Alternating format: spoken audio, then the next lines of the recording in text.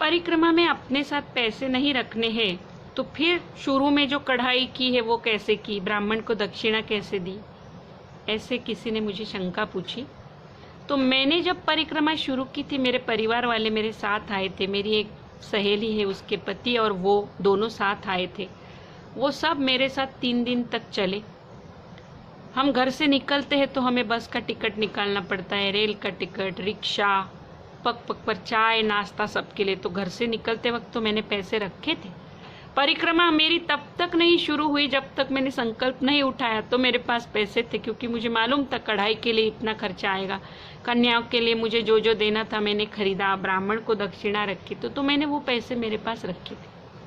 परिक्रमा शुरू करने के बाद भी कुछ दिनों तक मैंने थोड़े से पैसे रखे थे, जैसे 20-30 रुपए या 40 रुपए, क्योंकि हमें क्या है, मैंने ये ऑब्जर्व किया, हमें मतलब मुझे पैसों का बहुत आधार लगता है। पैसे पास है तो बहुत सेफ लगता है, अच्छा लगता है, फिर भले वो हमें ना लगे, लेकिन हमें भगवान का आधार लगना चाहिए पूर्ण रूप से, इसीलिए पैसे नहीं रखने चाहिए, ऐसा कहते हैं। अब अलग अलग लोगों को मैंने अलग अलग तरह से आचरण करते हुए देखा है, और क्या सही क्या गलत इसका निर्णय करने वाली मैं कौन होती हूँ। उनका भी भाव बहुत अच्छा था, बड़ी श्रद्धा से वो परिक्रमा कर रहे थे। तो कुछ लोग जो है किसी से कुछ भी नहीं लेते हैं, अपने पैसों से हर चीज़ खरीदते हैं, अन्न भी नहीं लेंगे, कुछ नहीं लेंगे। कुछ लोग क्या है, किसी से मांगते नहीं है, पर कोई दक्षिणा दे तो ले लेते हैं। परिक्रमा में दरमियान पैसे कहाँ से आते हैं, तो हमें दक्षिणा मिलती, बहुत दक्षिणा मिलती है। मुझे तो एक एक दिन इतने ज़्यादा दक्षिणा मिली है कि क्या बताऊँ। और कितना भी हम ना करें, सामने वाला अगर बहुत विनती करके दे रहा है, उसका भाव ऐसा है, तो लेनी पड़ती है दक्षिणा। फिर हम उसको कहीं अच्छे कार्य में इस्तेमाल कर सकते हैं, किसी अच्छे आश्रम में, योग्य आश्रम, योग्य व्यक्ति देखकर वो दान कर देंगे। उनमें से थोड़े, कोई कहता है ये 10 रुपये रख लो माता जी, चाय पी लेना या नाश्ता कर लेना या धूप बत्ती खरीद लेना, ऐसा कहकर जब कोई देता है और हम वो स्वीकार करते हैं, तो हम पे ये जिम्मेदारी आती है कि हम उसी कारण के लिए उन पैसों को खर्च करें। अब अमरकंटक पहुंचने से 1-1.5 महीना पहले एक औरत ने मुझे 100 रुपये दिए थे और बोला था अमरकंटक में प्रसाद माँ को चढ़ाना। तो वो 100 रुपये मुझे इतने संभाल कर रखने पड़े, एक संकट ही हो गया था, कहीं गलती से खर्च न हो जाए। तो इस तरह से पैसे मैंने अपने नहीं रखे थे, पर अपने को दक्षिणा मिलती है तो उनको हम अपने ज़रूरत के अनुसार खर्चा करते, क्योंकि माँ ही दिलाती है ना ये दक्षिणा अपनी ज़रूरतों को पूर्ण करने के लिए। और उन पैसों की भी ज़रूरत नहीं मिलती अपने को, 2 क्या 3, सुबह बाल भोग मिलता है, 2 टाइम भोजन मिलता है, चाय मिलती है। कभी कभी लोगों को हाथ जोड़कर बोलना पड़ता है कि अभी मत दो, बहुत हो गया, ज़्यादा हो गया। लोगों का भाव है सेवा का। परिक्रमा वासियों को नर्मदा माई का साक्षात रूप समझते हैं। हाँ, 2-3 बार ऐसा हुआ कि मेरे सह परिक्रमा वासियों को ज़रूरत थी, जो कि सन्यासी थे, तो मैंने अपने पास ATM कार्ड रखा था, मैंने पैसे निकाले और उनको दिए। मुझे बहुत आनंद हुआ कि मैं उनकी मदद कर पाई, अपन निमित्त मात्र ही है। एक बार मुझे कुछ खरीदना था, छोटा मोटा सामान, तो मैंने, वो ज़रूरत की चीज़ थी, कपड़े फट जाते रास्ते में, तो मैंने वो अपने पैसे इस्तेमाल किए थे। और घर से भी कुरियर से साड़ियाँ मंगाई थी, जब साड़ी पहनने का निर्णय हुआ तो ब्लाउज सिलवा के और 2 साड़ियाँ। तो आगे जो आश्रम आने वाला है वहाँ पर मैंने पहले उनको पूछ लिया, कैलकुलेशन किया कि मैं 15 दिन बाद वहाँ पहुँचूँगी। फिर उनको फ़ोन करके पूछा कि मेरे घर से पार्सल आएगा तो आप रखेंगे क्या। फिर उन्होंने हाँ बोला। फिर उन्होंने, मेरे घर वालों ने वहाँ पार्सल भेजा, और जब मैं वहाँ पहुँची वो पार्सल मुझे मिला। इस तरह से मुझे किसी ने पूछा था कि क्या हम पार्सल मंगा सकते हैं क्या। लोग अपने को स्वयं भी पूछते हैं, आपको कपड़े चाहिए क्या, कुछ चाहिए क्या, कमंडलू चाहिए क्या, पैसे चाहिए क्या, ब्लैंकेट चाहिए क्या। देते भी है, जो जो चीज़ों की ज़रूरत है वो हमें नर्मदा मैया समझकर हमारी सेवा करते हैं, और हमें भी उनको नर्मदा माई ही समझना है कि नर्मदा माई ही इनके रूप में हमें दे रही है।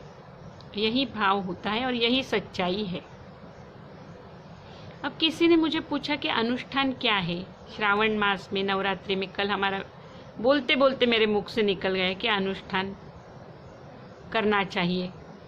अपने सद्गुरु से पूछिए कि हम इस चातुर्मास में क्या अनुष्ठान करें, क्योंकि सद्गुरु जो बताते हैं उसके पीछे उनका आशीर्वाद होता है। अगर आपको सद्गुरु नहीं है तो आप किसी संत को सद्गुरु मानिए जो अभी देह में नहीं है, जैसे कि गजानन महाराज है, स्वामी समर्थ है, भगवान शिव है, वो तो आदिनाथ है ना, या दत्तात्रेय है, वो जगत गुरु है, या नर्मदा माई है, नर्मदा माई को आप गुरु मानिए। और फिर आपको जो नाम अच्छा लगता है वो लीजिए कि इस चातुर्मास में, मतलब इन 4 महीने में प्रातः काल में उठूंगी, स्नान वगैरह करके मैं इतना इतना जप करूंगी 4 महीने। इसको नेम कहते, यही अनुष्ठान है, रोज करना, नित्य नियम, यह है अनुष्ठान। चातुर्मास में समझो किसी के पास नवनाथ की पोथी है, या गजानन विजय पोथी है, या गुरु चरित्र, जो कि सिर्फ पुरुषों को करने की अनुमति है, स्त्रियों को नहीं। उसके पीछे बहुत शास्त्र शुद्ध कारण है। हमें बुद्धिवादी नहीं बनना है, विश्वास रखना है। तो जो चीज़ों को पुरुषों की ही अनुमति है उनको पुरुष ही करे, स्त्रियां न करें, क्योंकि हम करने जाते हैं पुण्य, और अदर में अगर हमें दोष प्राप्त होता है तो नुकसान हमारा ही है ना। इसलिए जो चीज़ों को करने की स्त्रियों को अनुमति नहीं है वो स्त्रियों को नहीं करनी चाहिए, ऐसा मेरा स्पष्ट मत है। मैं इस पे विश्वास रखती हूँ। आप स्वतंत्र हैं निर्णय लेने के लिए, आपको जो योग्य लगता है वो कीजिए। जैसे घोर कष्टोद्धारण स्तोत्र है, एक उदाहरण दे रही हूँ कि मैं 21 बार रोज घोर कष्टोद्धारण पढ़ूंगी पूरा चातुर्मास, सुबह या शाम एक समय निर्धारित कर ले, या 11 बार हनुमान चालीसा पढ़ूंगी, या रोज मैं भगवत गीता के 3 अध्याय पढ़ूंगी। ऐसा कुछ भी अनुष्ठान कर सकते हैं हम। अब दत्त महात्म्य है, गुरुचरित्र में जो कंटेंट है वही दत्त महात्म्य में है, तो मैं दत्त महात्म्य का 1 अध्याय रोज पढ़ूंगी, या 3 अध्याय पढ़ूंगी, या 7 अध्याय पढ़ूंगी। इस तरह से कुछ भी नेम हम कर सकते। 1 माला जप से लेके 10,000 नाम का जप करूंगी, यहाँ तक अपन कुछ भी कर सकते हैं। गुरु का आशीर्वाद लीजिए। गुरु नहीं है तो नर्मदा माई से, भगवान शिव से प्रार्थना करो कि जल्दी से जल्दी हमें गुरु मिलवा दो, हमारे सद्गुरु। उसके लिए यह जप अनुष्ठान हमें मदद करते, क्योंकि इससे हमारा शुद्ध पुण्य बढ़ता है।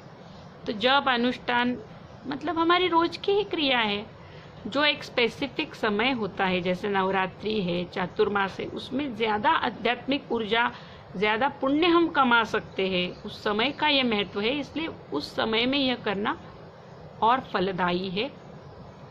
कोई कोई वट वृक्ष को प्रदक्षिणा करता है, कोई मंदिरों को प्रदक्षिणा करते हैं, कोई तुलसी को प्रदक्षिणा करते। चातुर्मास में कोई रोज भगवान विष्णु को 1000 तुलसी दल अर्पण करते हैं और विष्णु सहस्त्र नाम का पाठ करते हैं। कोई भगवान शिव जी को रोज बेल अर्पण करते, 1 फूल अर्पण करते, 11 बार नमस्कार कर सकते। एकदम सिंपल भी हो सकता है अपना अनुष्ठान, अपना नेम, अपना जप। बस आप निश्चित कीजिए आपको कितना समय उपलब्ध है, और जितना आपसे शक्य है उससे थोड़ा ज़्यादा निश्चय कीजिए। थोड़ी तकलीफ होनी चाहिए, तप है ना। कोशिश कीजिए, देखिए आपको लगेगा कि अरे इससे कई गुना ज़्यादा मैं कर सकता था। जिन्होंने साधना ली है भगवान सद्गुरु से, तो ब्रह्म मुहूर्त में अगर आपके घर के नज़दीक कोई नदी है पवित्र, गोदावरी है, गंगा है, नर्मदा जी है, तो मैं चातुर्मास में उसी में ब्रह्म मुहूर्त में स्नान करूँगा या करूँगी 4 महीने। इस तरह से अनुष्ठान नेम किया जाता है। आप सबको इस चातुर्मास में बहुत अच्छा अनुष्ठान हो भगवत कृपा से, और आपका परम कल्याण हो, हम सबका परम कल्याण हो, भगवान का आशीर्वाद मिले, सबको सद्गुरु की प्राप्ति हो, और सद्गुरु की कृपा से हम परमात्मा तक पहुँचे। यही नर्मदा माई से प्रार्थना है, यही शुभकामना है। नर्मदे हर हर हर नर्मदे।